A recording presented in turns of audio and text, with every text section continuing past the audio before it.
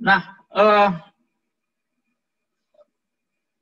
tadi Bapak Ibu sudah melihat dua contoh ya, dua contoh. Kemudian saya mengatakan untuk sementara saya tidak mau mengomentari unit-unit kompetensi yang Bapak Ibu pilih ya. Nah, tapi kelihatannya ya,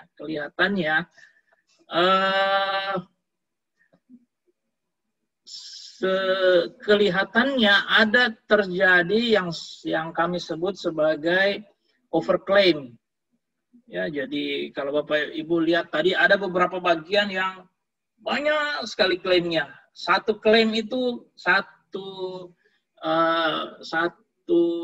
klaim kegiatan ada yang bisa sampai 3 lembar hanya gara-gara mulai dari W1, W21 sampai W2 berapa itu dipilih semua gitu. Itu makanya ada yang overclaim yang istilah kami gitu. Akhirnya apa?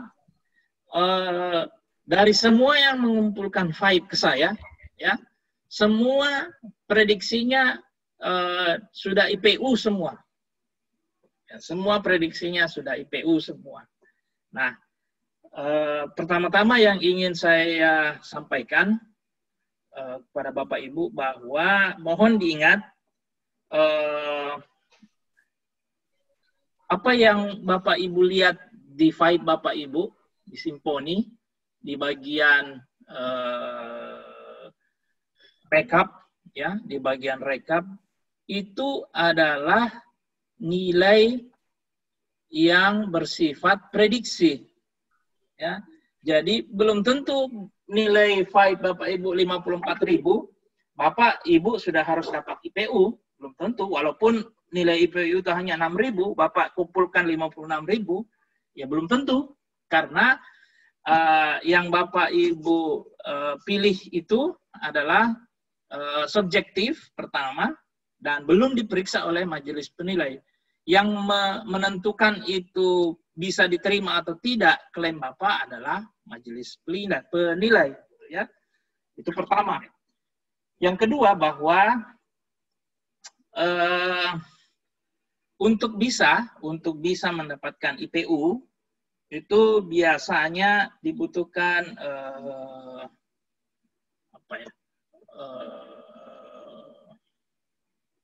selama ini yang kami lihat ya, dari pengalaman praktis kami bahwa yang mendapatkan level IPU itu biasanya memang orang-orang dengan level tanggung jawab yang lebih tinggi dari level dari kebanyakan. Contoh misalnya dia pimpinan perusahaan atau top manager di perusahaan itu biasanya IPU gitu. Kalau di perguruan tinggi biasanya yang sudah guru besar itu rata-rata memang di granted diberikan pada level IPU gitu ya. Tapi tidak menutup kemungkinan yang lain tidak bisa IPU atau banyak pengalaman sebenarnya pada kali pertama mengajukan file dia dapat IPM, kemudian kali keduanya dia sudah langsung dapat IPU. Ya, karena sudah tahu dan apa yang harus diklaim sudah ditulis dengan benar, maka sudah menulis di kali berikutnya mengajukan file itu sudah betul. Ya. Nah, saya siapkan dari tadi siang sebenarnya saya siapkan materi. Sebenarnya saya mau materinya pendek, tapi ternyata panjang juga gitu.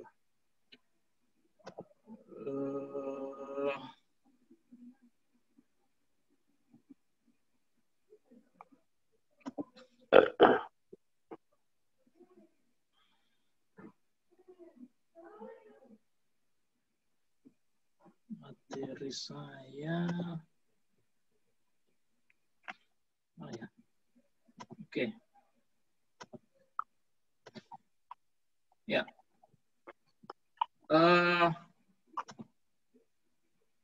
Ya. Sharingnya sudah kelihatan ya. Jadi Ini saya siapkan baru tadi siang karena ada pertanyaan, bukan ada sebenarnya, banyak yang mempertanyakan, adakah aturannya gitu. W1 itu kita bisa klaim berapa gitu, atau bisa kita klaim semua gitu kan. Nah, jawabannya sebenarnya tidak ada aturan tertulisnya, ya, tapi aturan normatifnya ada gitu. Makanya saya coba buat. Warahmatullahi wabarakatuh. Saya coba buat seperti ini udah datang narasumber kita, Pak Agus Rahman, ada Pak Indra juga, ada Pak Praha, Pak Nyoma, Pak. Sorry. Tolong kalau ada yang baru masuk, tolong di mute ya suaranya. Next time saya kalau ada yang bocor seperti itu, saya langsung kick out saja keluar karena mengganggu. Ya, saya kembali ke sini.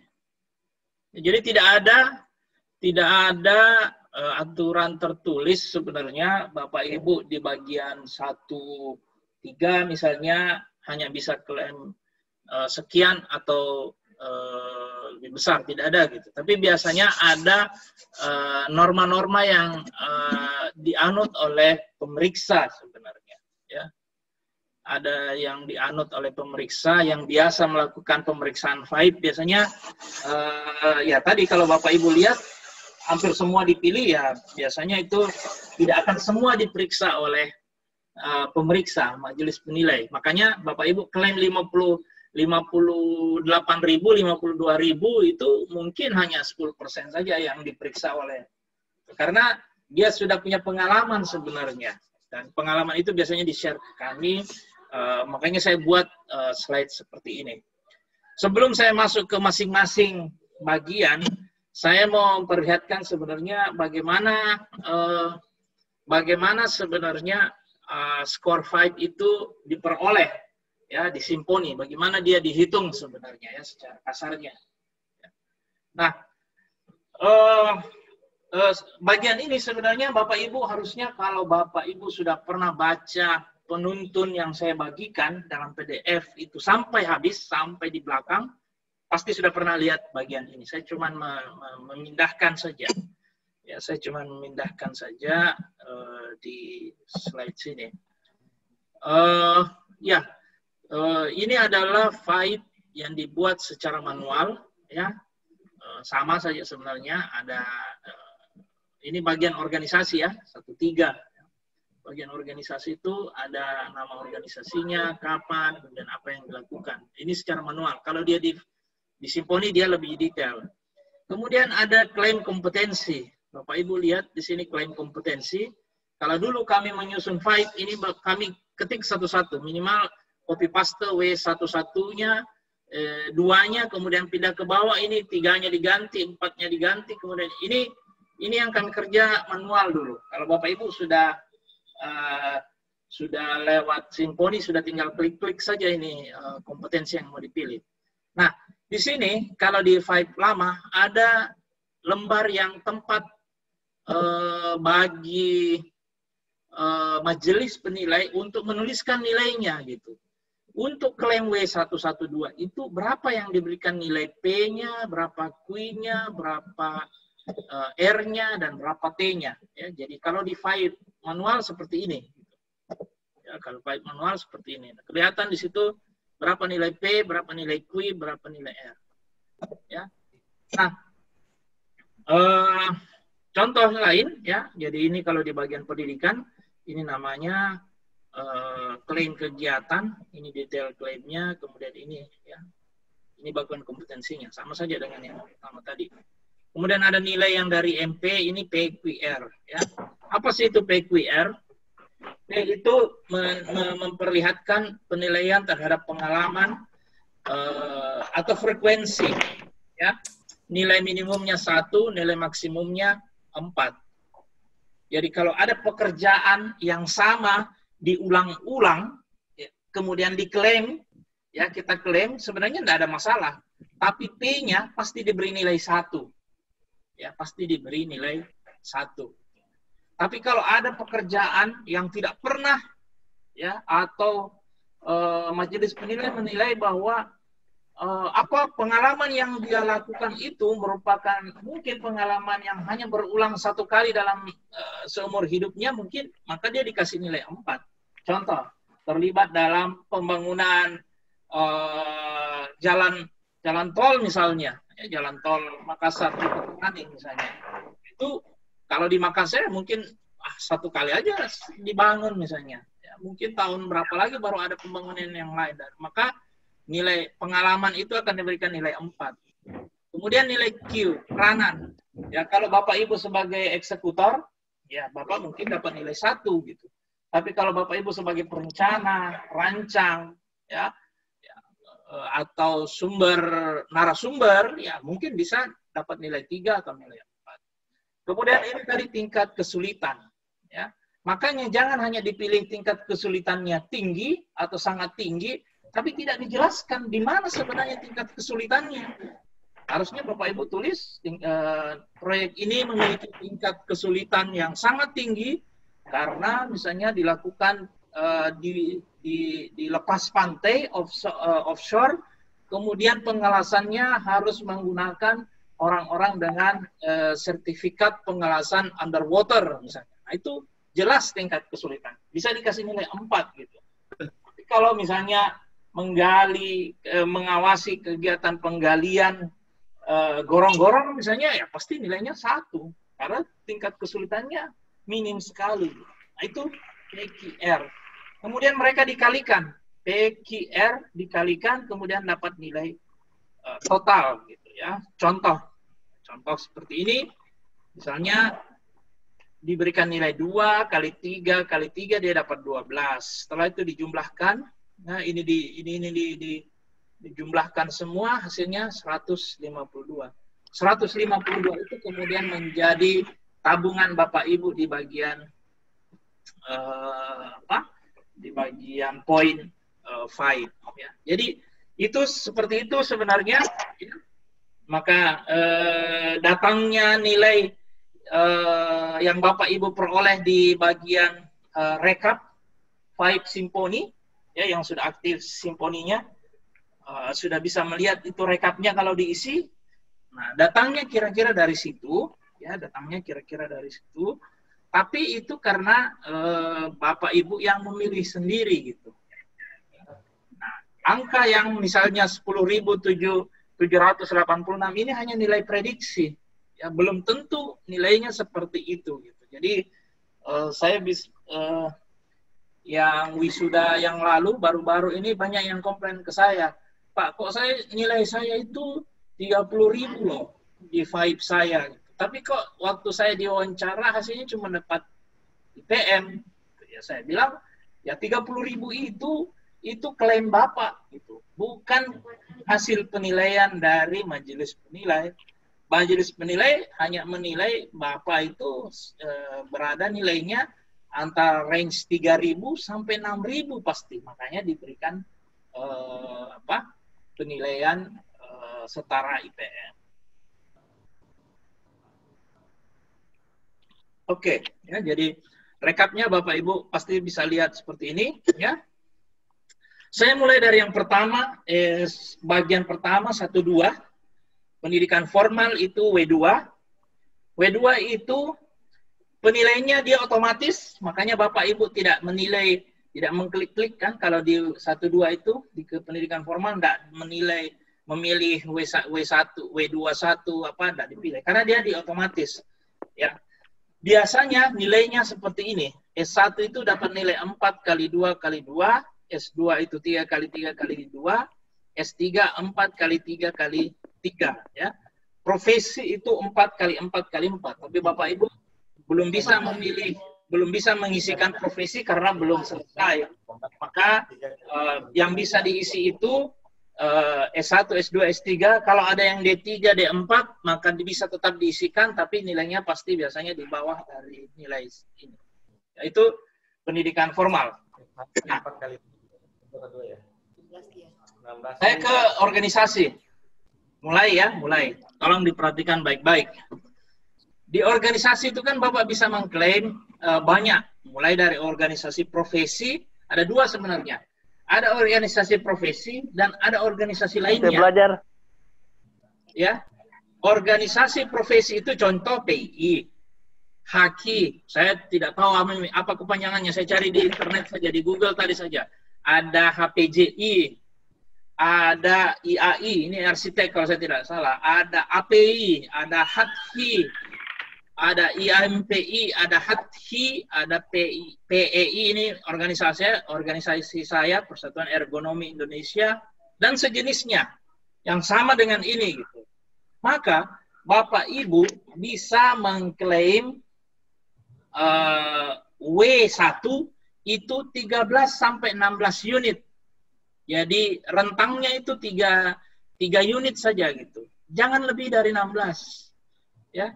Kalau Bapak Ibu, kalau saya tidak salah W1 itu kalau dipilih ada 30-an, 30 unit semua. Jangan dipilih semua, Pak. Pasti pemeriksanya langsung berkenyit kalau lihat ini Bapak Ibu ini serius enggak ini isi 5? Semuanya kok dicentang semua. Ya, jadi tolong maksimum 16. Ya, yang paling bagus itu di range 13 sampai 16. Kemudian kalau organisasi lain, misalnya organisasi kemahasiswaan, organisasi kemasyarakatan, organisasi keagamaan, ya, majelis taklim, apa segala macam, kepanitiaan, termasuk kepanitiaan, panitia seminar nasional, misalnya panitia 17 Agustus, boleh, panitia Amalia Ramadan, boleh dimasukkan. Tapi jangan tinggi-tinggi klaimnya, Pak. Itu 8 sampai 11 unit saja. Ya, jangan sampai 20 unit. Pasti dicoret semua, tidak akan diperiksa. Ya, karena memang beda penilaian antara organisasi profesi dan organisasi lainnya. Ya, saya kira itu. Kemudian saya pindah 14 penghargaan. Ya, penghargaan apapun itu Bapak Ibu bisa pilih W1. W1-nya 8-11 unit saja, jangan banyak-banyak. Ya. Jadi setiap penghargaan ya. Jadi kalau misalnya Bapak Ibu dapat 3 penghargaan atau 4 penghargaan, maka penghargaan pertama itu 8 unit, penghargaan kedua juga 11 unit, misalnya penghargaan ketiga bisa 11 unit, penghargaan keempat misalnya 9 unit, misalnya yang sesuai gitu ya. Walaupun Bapak Ibu rasa-rasanya sesuai, karena pasti saya yakin banyak yang bilang sesuai semua kayaknya ini W1 di klaim saya. Tapi walaupun begitu, Bapak Ibu tolong pilih 8 sampai 11 unit saja untuk penghargaan. Kemudian pelatihan. Nah, pelatihan. Tadi Bapak Ibu ada yang lihat ada pelatihan isinya 2 lembar hanya gara-gara klaim unit kompetensinya. Padahal kalau di pelatihan itu W2 itu sebaiknya kita hanya memilih sampai maksimum 8 unit saja. Ya. Sampai 8 unit saja. 5 sampai 8. Ya, pelatihan, workshop, TOT, Bintek dan sebagainya, di mana kita yang dilatih, ya Bapak Ibu yang dilatih. Kemudian ini sertifikat kompetensi, ya kalau Bapak Ibu punya misalnya AK3 umum, kemudian misalnya ahli listrik misalnya atau ahli yang lain, maka Bapak Ibu bisa mengklaim W4 itu 7 sampai 10 unit dan W10 itu 5 sampai 8 unit ya. Jadi range-nya biasanya saya kasih 3 ya, 2 sampai 3 saja gitu. Jangan terlalu jauh dari angka 7 atau angka 5 di W10. Kemudian, nah ini tadi referensi kode etik, ya kan ada diminta nama. Kalau Bapak Ibu kasih dia 2 nama di referensinya, tapi tidak ada yang IP, tidak ada yang IPM, tidak ada yang di IPU, maka Bapak Ibu hanya dapat 24 poin biasanya dari penilai. Kalau 2 nama, ya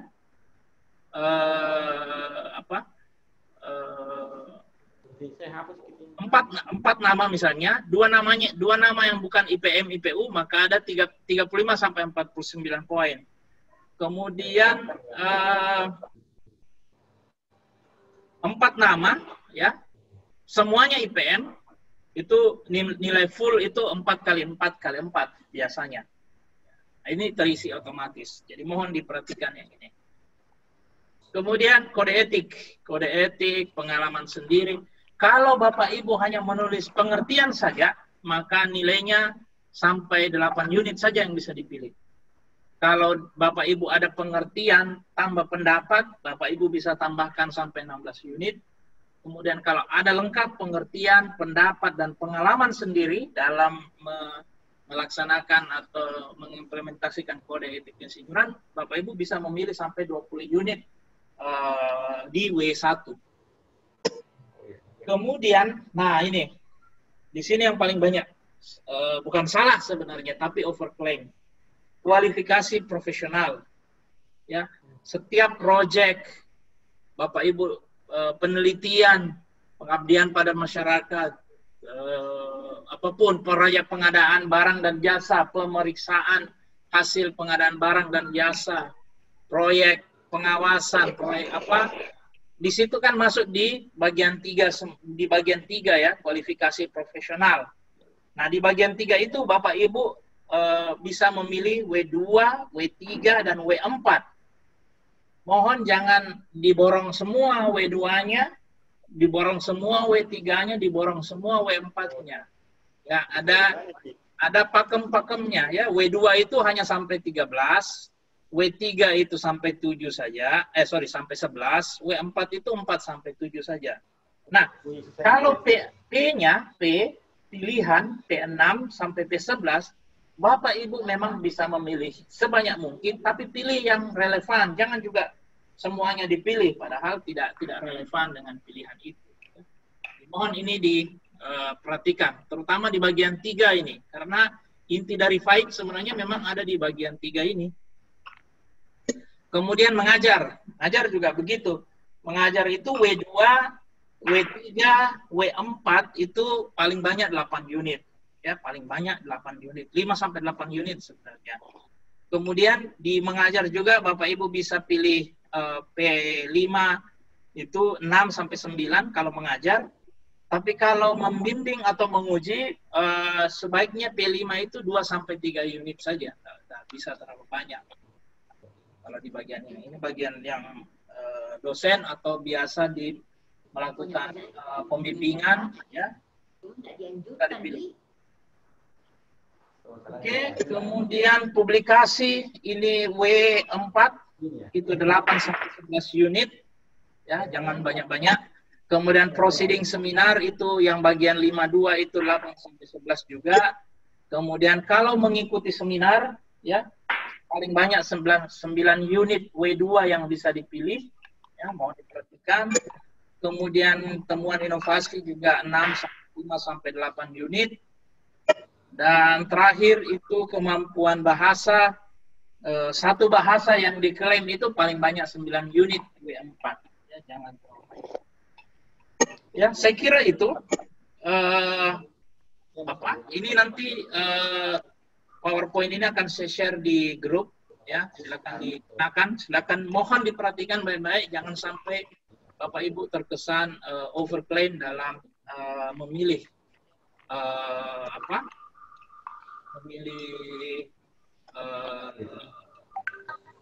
sampai menjadi masalah pribadi bukan lagi sekedar kompetensi.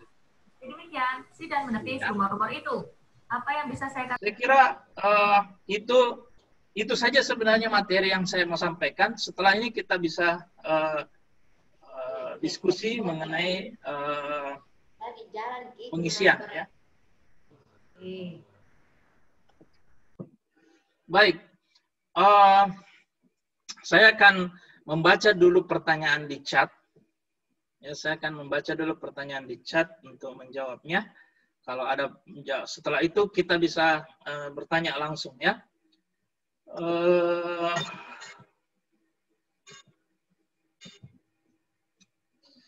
Oke. Ada yang bertanya SKA SKT masuk di item berapa? SKA itu dianggap sebagai kompetensi, ya, sertifikat kompetensi, maka dia akan masuk di 16, ya. Dia bisa dimasukkan di 16. Kemudian pertanyaan berikutnya, nilai tanggung jawab boleh sama dengan nilai proyek, boleh saja, ya. Jadi nilai tanggung jawab yang menjadi tanggung jawab kita itu, ya kalau mau disamakan dengan nilai proyek boleh saja. Apalagi kalau untuk pekerjaan pengawasan memang. Bagi dosen, sertifikasi dosen, sertifikat dosen profesional maksudnya ini masuk ke 15 atau 16. Itu masuk ke 16 di di sertifikat kompetensi. Kemudian bila SDM, terkait SDM yang terlibat, kalau misalnya melibatkan pihak 1 dan pihak 2, apa semuanya ditulis atau dimasukkan jumlah personelnya saja? Jumlah personel totalnya saja yang ditulis kalau ditulis, ya. Kemudian asesor BKD masuk 15 atau 16. Dia masuk ke 16, ya, sebagai asesornya, ya, sebagai asesornya dia masuk ke 16, tapi setiap melakukan kegiatan asesi itu dia sebenarnya bisa masuk di bagian ketiga, ya, bagian 3 Romawi. Kemudian SKA, SKT apa dijadikan satu item? Saya tidak mengerti apa SKA dijadikan satu item. Tapi ya seharusnya dia SKA dan SKT itu menjadi dalam satu grup yang sama.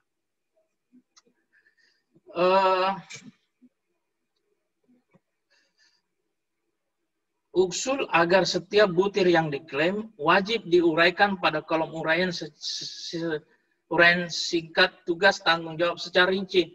Kalau mau diuraikan, boleh, sangat baik kalau mau diuraikan. Pasti sangat senang pemeriksa kalau mau setiap butir yang diklaim mau dijelaskan, keterkaitannya dengan yang kita klaim, sangat bagus. Tapi ya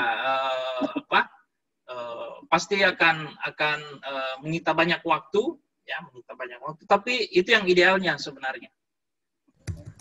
Kemudian pertanyaan berikutnya,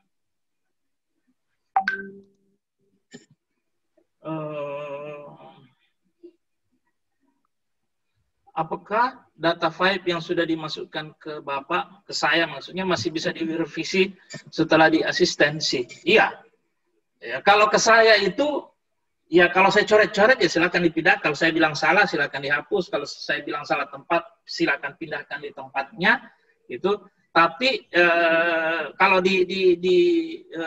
kalau masih di saya tidak ada masalah. Mau diganti, mau dicoret, mau dihilangkan tidak ada masalah. Sepanjang Bapak Ibu belum mengklik kolom menyetujui, kemudian mengirimkan file Bapak untuk diperiksa ke majelis penilai, ya tetap masih bisa diubah gitu. Kemudian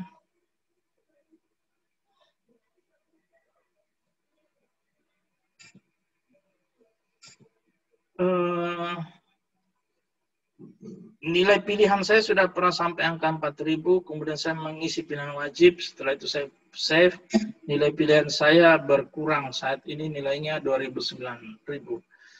Pertanyaannya kenapa bisa begitu, saya juga nggak tahu. Karena sistem, ya mungkin mohon diperhatikan baik-baik, semua kolom, baik pilihan terbuka itu Bapak bisa tulis apa saja, atau pilihan tertutup yang hanya Bapak bisa mengklik salah satu yang ada pilihannya, itu harus wajib diisi semua. Kapan ada satu item yang tidak terisi, biasanya akan mempengaruhi, ya, nilainya. Kemudian sertifikasi dosen itu sudah saya jawab tadi di bagian 16.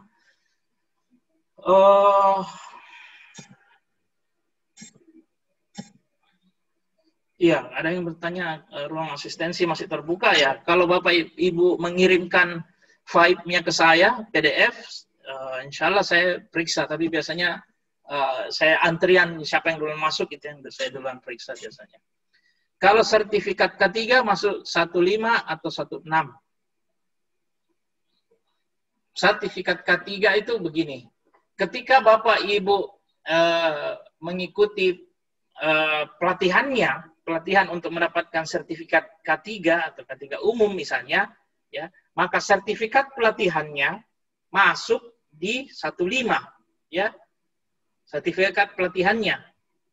Tapi ketika setelah pelatihan Bapak Ibu lulus dan mendapatkan lisensi K3, misalnya AK3 umum, maka lisensi itu masuk di 16. Jadi double claim.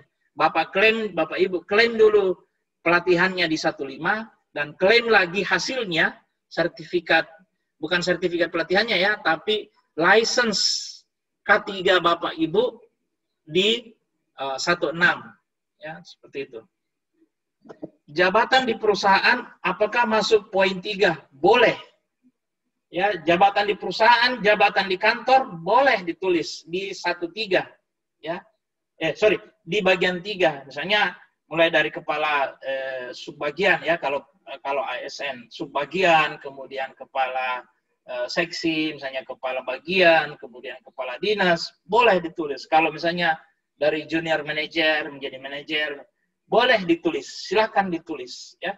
Tapi biasanya tidak mungkin Bapak Ibu menulis, kalau itu yang ditulis, maka pilihan W2, W3, W4-nya itu sangat terbatas, ya, sangat terbatas. Tidak bisa dipilih seperti tadi yang saya jelaskan, karena itu jabatan seperti itu biasanya banyak pilihannya di P saja, ya, P 89 kalau saya tidak salah. Mohon dibaca baik-baik di file tentang bakuan kompetensi yang saya sudah berikan. Untuk posisi tugas jabatan sebagaimana yang apa ini? Untuk posisi tugas jabatan sebagai PPK, sebagai PPK. Sebagai PPK yang mana diklaim di situ pilihan ada 4 item. Saya tidak mengerti pertanyaannya.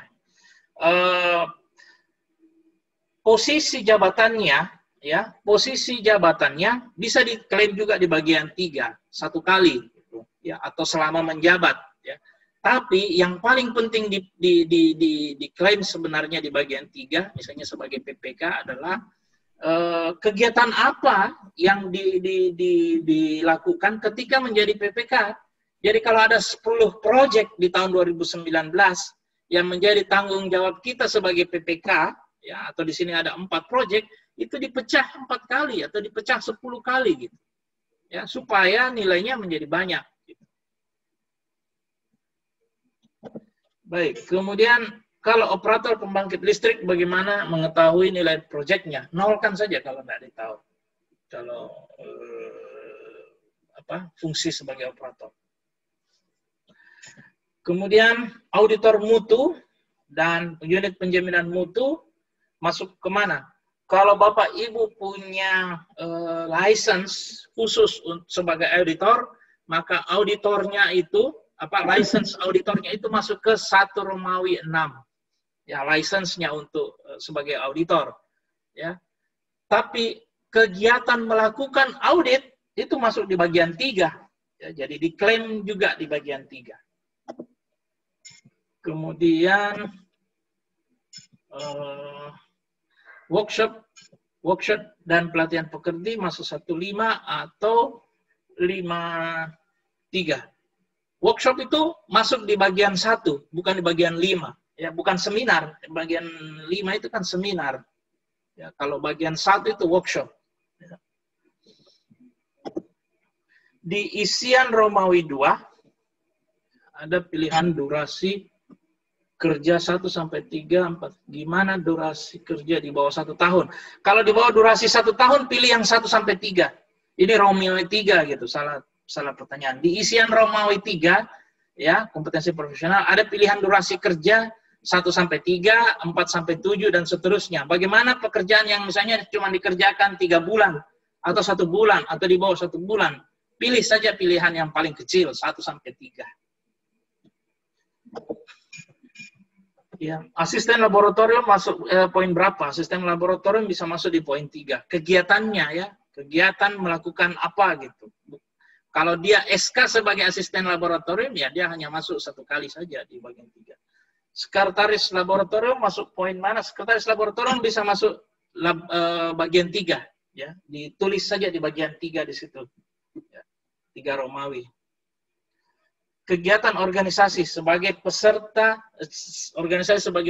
Rakerda, Munas itu masuk di bagian organisasi, ya, di 1.3 kalau saya tidak salah, organisasi 1.3. Ya, ditulis organisasinya, ditulis, ya, kemudian nanti sebagai peserta Rakerdanya itu ditulis di dalam detailnya bagian uraiannya. Ya. Kemudian pertanyaan selanjutnya. Saya pernah buat karya inovasi, ada beberapa inovasi yang dapat penghargaan juara. Apakah karya itu bisa dimasukkan di inovasi, kemudian penghargaan juaranya bisa dimasukkan penghargaan? Betul sekali. Ya, jadi inovasinya masuk di bagian inovasi, tapi karena dia dapat penghargaan, penghargaannya masuk di bagian penghargaan. Ya, itu sudah benar. Kemudian saya pernah menjadi narasumber BIMTEK di pemerintahan. Nah, kalau BIMTEK, tapi kita sebagai pemberi makalah, pemberi materi, ya, maka diklaim di bagian 3. Ya, di bagian, diklaim di bagian 4, pengajaran. Ya, karena Bapak sebenarnya kan mengajar di situ. Ya. Jadi, BIMTEK itu di bagian 4, ya, pengajaran. Kalau Bapak Ibu yang mengajar. Tapi kalau Bapak Ibu sebagai peserta yang diajar, dia masuk di bagian 1. Ya. Di Romawi 1. Jika sebagai pengawas konstruksi pembangunan listrik desa di Sulsel, apakah diklaim berdasarkan nomor proyek atau per desanya? Karena terkadang satu proyek dikerjakan 2 sampai 3 desa. Tolong diklaim per desa, Pak. Ya, jangan kontraknya. Ya. Jadi diklaim per desa. Jadi kalau ada 10 desa di situ dalam satu kontrak, ditulis terpisah 10 kali. Ya. Jadi per desanya yang ditulis.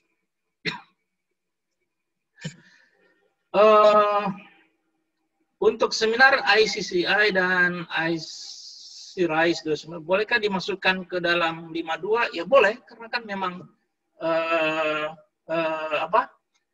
bagiannya di situ.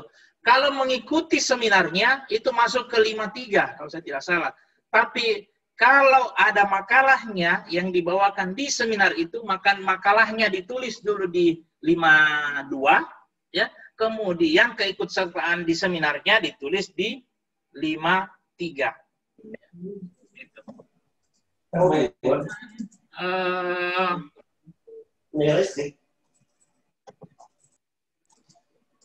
Kemudian jabatan Kasatker yang membawahi 8 PPK dan 33 paket pekerjaan. Apakah bisa dihitung 33 kali karena jabatan KPA 33 paket? Betul sekali. Kalau Kasatker jangan, jadi begini. Kasatker itu ditulis dulu di bagian 3 1 kali sebagai Kasatker. Ya, kepala satuan kerja ini. Kemudian membawahi 8 PPK dan 33 paket itu ditulis di uraiannya. Tapi setelah itu Bapak mengklaim 33 pekerjaan yang berbeda.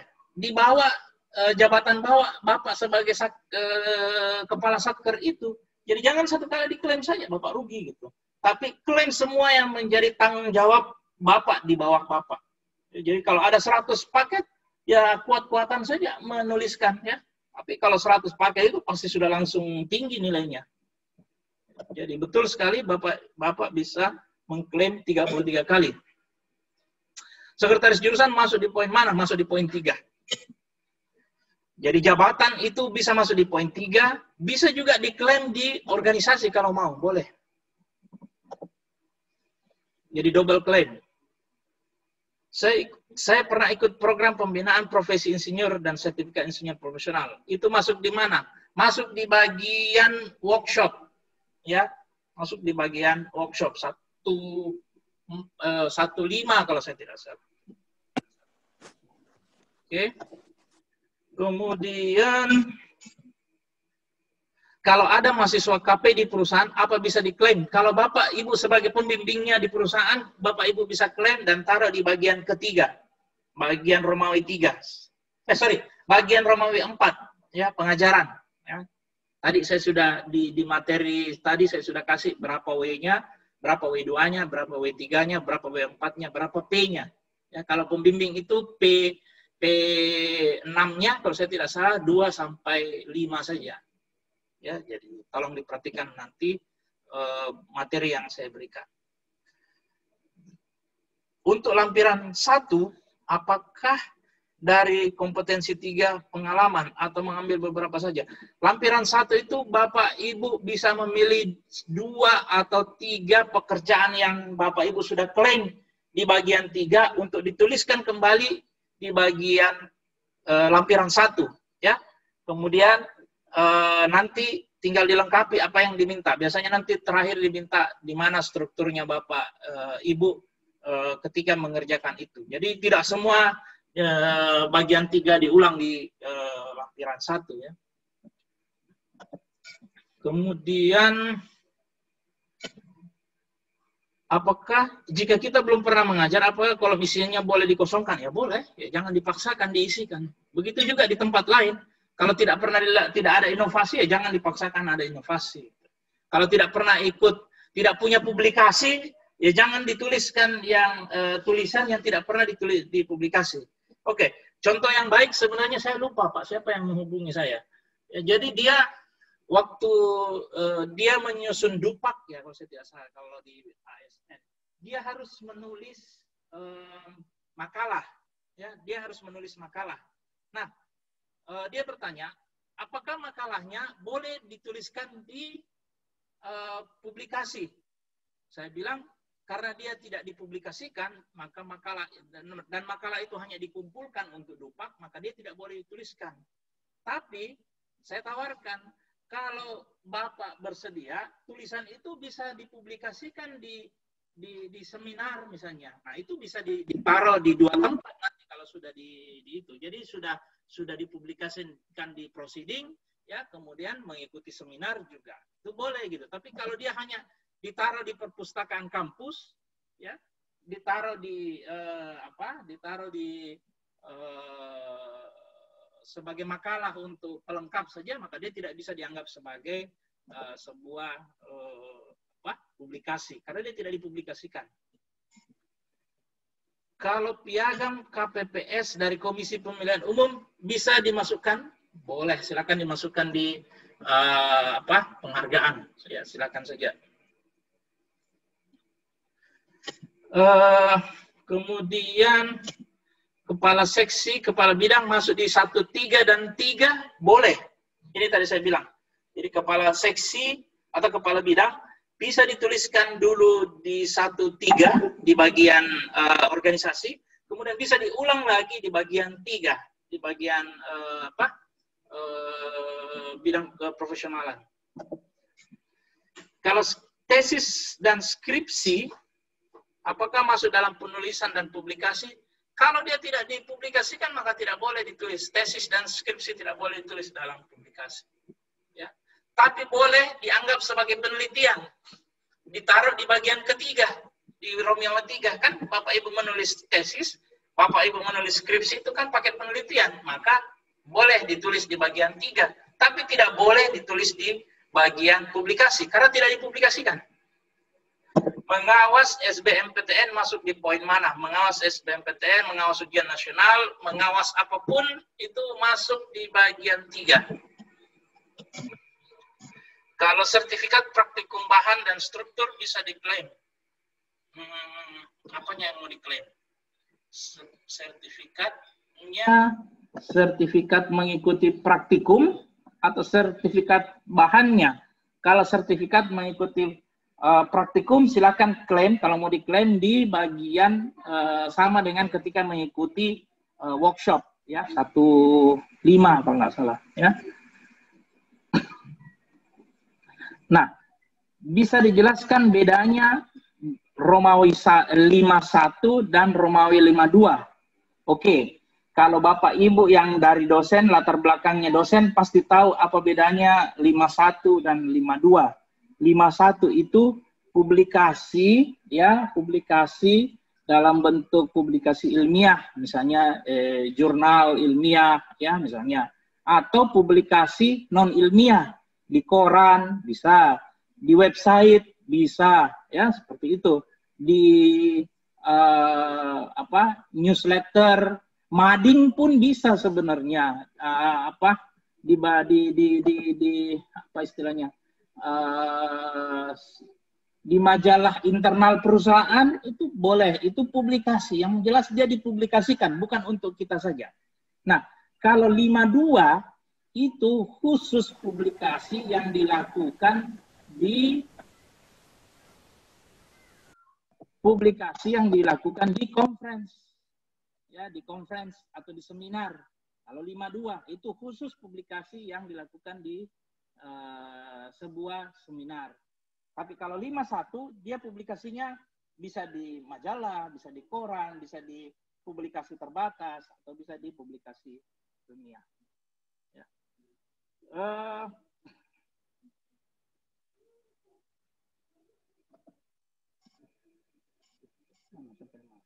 Tesis dan skripsi apa bisa jadi jurnal dan publikasi? Tesis dan skripsi saya dijadikan jurnal dan dipublikasikan. Apakah bisa diisi di bagian publikasi? Bisa. Silakan. Kan di situ ditanya, di mana dipublikasikan? Kalau dipublikasikannya di perpustakaan, maka tidak boleh. Tapi kalau dipublikasikan misalnya di jurnal apa, di proceeding apa, boleh. Silakan. Ya, jadi kalau tesisnya dijadikan publikasi, ya silakan. Tinggal ditulis saja di mana dipublikasikan. Ya. Kalau sebagai asisten praktikum, apa bisa dianggap sebagai pengalaman mengajar? Silakan ditulis dalam pengalaman mengajar sebagai asisten. Publikasi di FB biasanya kita tidak terima, belum diterima. Publikasi di media sosial biasanya belum diterima sebagai sebuah publikasi. Saya tidak tahu nanti kalau di belakang ada kesepakatan lagi, tapi biasanya belum. Panitia kegiatan apapun, pengembangan prodi atau apapun, ya silakan diklaim di bagian 3.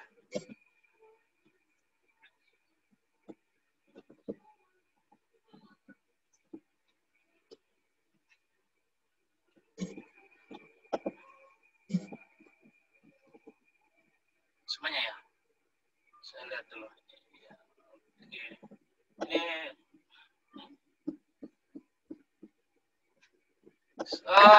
Ya, saya kira itu yang pertanyaan-pertanyaan yang ada di sini. Semoga menjawab. Silakan kalau ada yang mau bertanya dibuka speakernya.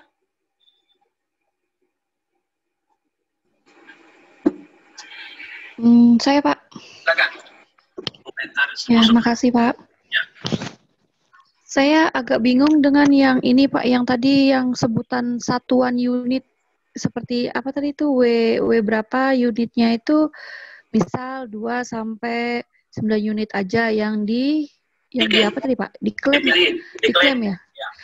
Nah, itu tuh unit itu maksudnya macam sama dengan macam atau gimana Pak ya? Saya nggak paham itu Pak.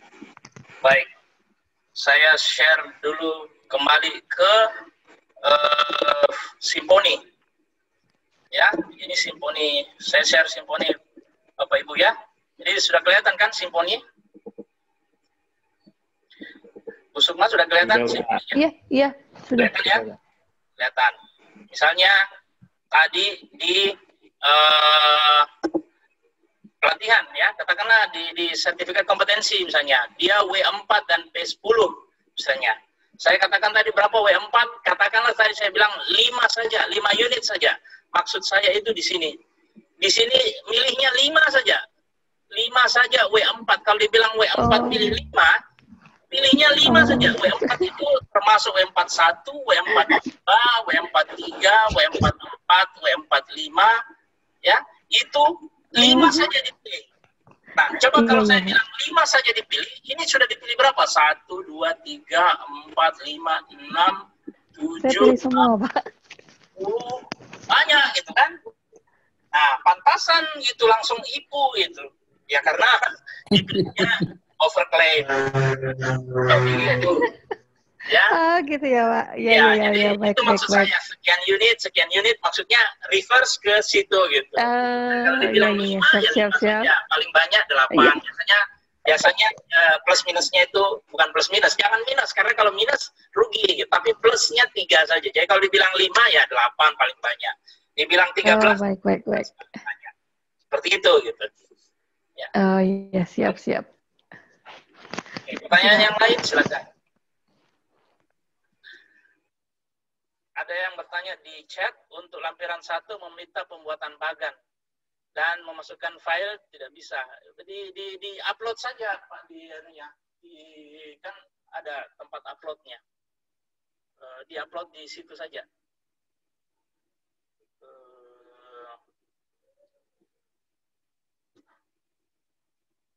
Ya, lampiran 1 ya. Lampiran 1 itu kan kalau Bapak Ibu tambah di situ, kalau diminta bagannya kan pilih saja ini bagian dokumen pendukung. Nah, di-upload saja di dokumen pendukung. Ada pertanyaan yang lain? Izin bertanya, Pak. Silakan. Siapa? Terkait dengan lampiran 1 tadi, Pak. Apa beda lampiran 1 dengan yang 3 nih, Pak? Di bagian 3. Bagian 3 ya? Oke. Iya. Ya, baik, Pak. Jadi di bagian lampiran 1 itu Bapak Ibu diminta memilih 2 atau 3 pekerjaan Bapak Ibu yang Bapak Ibu klaim di bagian 3 untuk dituliskan kembali di sini di bagian lampiran 1. Jadi di situ kan bedanya apa? Di situ ditanya siapa nama atasannya, siapa pengawas dan siapa supervisornya. Bapak Ibu harus menyediakan data itu gitu. Siapa tahu majelis penilai niat bertanya kepada supervisor Bapak pada saat itu gitu. Jadi yang 2 atau 3 pengalaman kerja itu pilihlah yang prestasinya bagus gitu. Supaya ketika ditanya, oh ya memang bagus dulu begini gitu.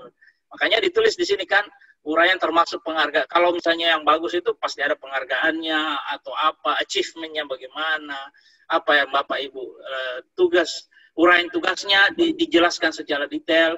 Kemudian yang paling terakhir sesuai dengan pertanyaan tadi itu bagian organisasi ya. Kalau bagian organisasi jangan taruh di sini Pak. Kalau mau ditaruh bagian organisasi, tapi gambar di kertas tersendiri ya. Kemudian diupload di dokumen pendukung seperti itu Pak. Jadi pilih 2 atau 3 saja ya. Sekira itu. Oh, siap Pak. Ya. Pak. Satu lagi Pak, mohon izin tanya. Iya. Halo. Silakan. Oke. Ini saya mulai bekerja itu mulai tahun 2006 Pak. Ya. Nah, sementara yang terarsip berkasnya ini ada di tahun 2013. Ya. Itu penyusunan untuk yang pengalaman kerja itu boleh loncat-loncat atau berdasarkan tahun pengalaman kerja Pak? Karena lumayan banyak kegiatan saya seperti itu Pak. Mohon arahan Pak. Ya, penulisan klaim kegiatan itu boleh loncat-loncat, boleh tidak teratur. Seingatnya Bapak Ibu boleh. Ya. Boleh juga tidak. Kalau sudah hilang dokumen pendukungnya ya tidak usah dilampir, tidak usah dipaksakan dilampirkan. Kalau masih ada fotonya, foto aja. Masih ada apa gitu, blueprint yang ada nama Bapak, boleh. Jadi tidak ada pun sama sekali. Kalau memang Bapak betul-betul mengerjakannya, silakan ditulis. Tidak ada masalah sebenarnya. Siap. Maaf, Pak. Oke. Terima kasih, Pak. Sebentar ya, saya baca dulu di sini ada pertanyaan di sini menarik sebenarnya. Apakah knowledge sharing di salah satu BKPI secara online pesertanya lebih dari 50 orang bisa dianggap sebagai seminar atau lokakarya keinsinyuran? Boleh, Pak. Ya. Seminar-seminar online sekarang itu kan boleh diikuti, ya, boleh diikuti dan dianggap sebagai mengikuti kegiatan seminar keinsinyuran, ya. Jadi makanya di grup itu saya akhir-akhir ini sering upload kegiatan-kegiatan seminar online supaya Bapak Ibu kalau ada waktu ya silakan diikuti kegiatan itu sehingga nanti bisa dituliskan dalam portofolio Bapak Ibu, ya. Saya kira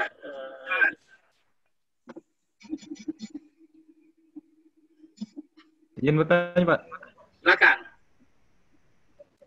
Untuk kembali ke lampiran 1 tadi, di sini kami sudah berulang kali untuk memasukkan di file bukti, tapi tidak bisa masuk. Untuk bagannya itu, Pak. Filenya dalam bentuk apa, Pak? Word atau PDF? PDF, Pak. PDF. Tolong diperiksa saja biasanya ukurannya, Pak. Biasanya ukuran kalau dia melewati biasanya tidak akan terupload. Tapi sebenarnya juga dia tidak menjadi keharusan kalau pada saat nanti tidak bisa terupload karena masalah teknis ya nanti tinggal dijelaskan saja ke majelis penilai kalau ada yang bertanya. Tapi tolong diperiksa. Biasanya kalau ada masalah dalam upload biasanya pertama kecurigaan kita di jenis dokumennya, karena yang biasanya bisa diupload hanya PDF dan gambar saja, JPG, kemudian setelah itu ukurannya, ya, setelah itu biasanya juga ada masalah ketika Bapak Ibu memakai browser selain Chrome, ya kalau pakai browser Firefox atau Internet Explorer biasanya ada masalah dalam proses upload, ya, makanya sangat disarankan pakai browser Chrome. Oke, kemudian ada lagi yang bertanya.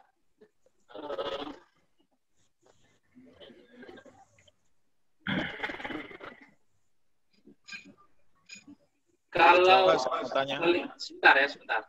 Kalau publikasi lewat koran sekolah yang diedarkan di masjid, diedarkan oleh anak sekolah, apakah dalam bentuk publikasi? Nah ini saya tidak tahu publikasi apa di koran sekolah gitu. Yang kemudian diedarkan di masjid-masjid yang publikasinya juga harusnya sesuai dengan bidang Bapak Ibu gitu. Jadi kalau Bapak Ibu sebagai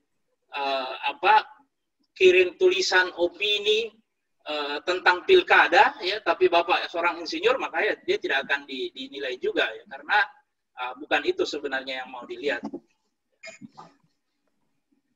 Kemudian seminar yang diikuti tidak dilinear ya jangan dimasukkan. Ya. Kalau Bapak Ibu ikut seminar produk obat gitu kan ya jangan dimasukkan. Kalau dia seminar peningkatan kapasitas diri ya silakan, walaupun bukan seminar keteknikan tapi misalnya kemampuan berpikir cepat misalnya ya, atau kemampuan orasi misalnya atau apa ya silakan aja, sebenarnya masih bisa. Silakan, ada yang lain yang bertanya?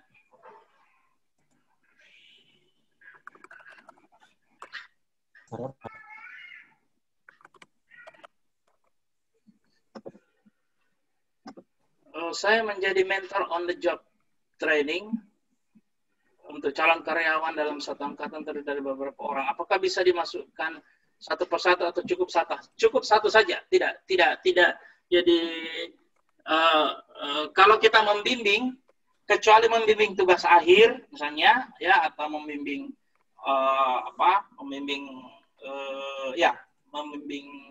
hanya membimbing tugas akhir atau menguji tugas akhir itu diklaim per orang gitu. Tapi kalau membimbing KP biasanya karena grup KP 2-3 orang sampai 5 orang misalnya atau lebih banyak Atau yang seperti pertanyaan ini, on the job training misalnya, yaitu diklaimnya per satu grup, tidak per orang. Apakah mendapatkan reward dari universitas bisa dimasukkan dalam mendapatkan penghargaan? Tidak bisa.